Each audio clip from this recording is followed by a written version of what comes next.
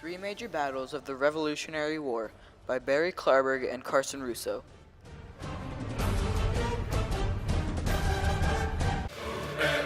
The Battle of Trenton. The Battle of Trenton is America's first major win in the Revolutionary War.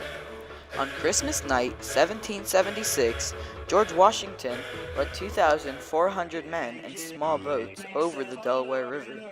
20% of soldiers were without shoes. In Trenton, the weather was tremendously cold and there was a lot of snow.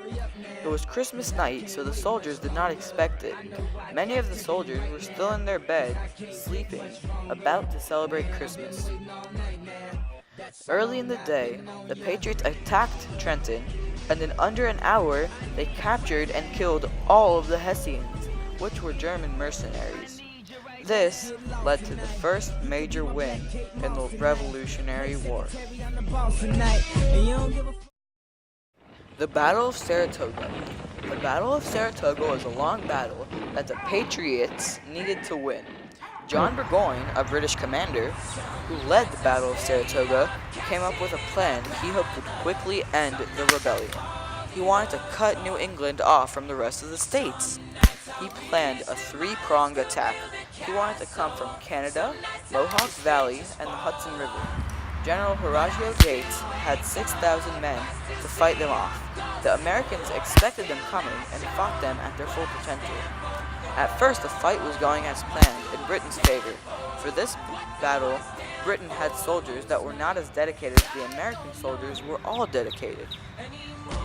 Britain had to use bayonet attacks, but it did not work. The battle lasted around 18 days, and finally the British surrendered. The Battle of Saratoga was definitely a battle the Patriots had to win. They pulled it off. And it was a huge turning point for the war because the British could not underestimate them anymore.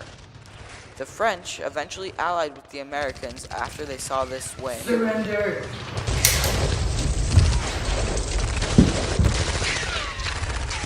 The Battle of Yorktown. The Battle of Yorktown was the last battle in the Revolutionary War. General Cornwallis led his men in Yorktown thinking that the British Navy would back them up. That was a fatal mistake. The French fleet chased them off, so the French were covering up the entrance of the water. The Americans came in the other side, so the British were trapped. The Patriots were in front, and when they tried to go back to their navy, the French fleet was there. Cornwallis had no choice but to surrender.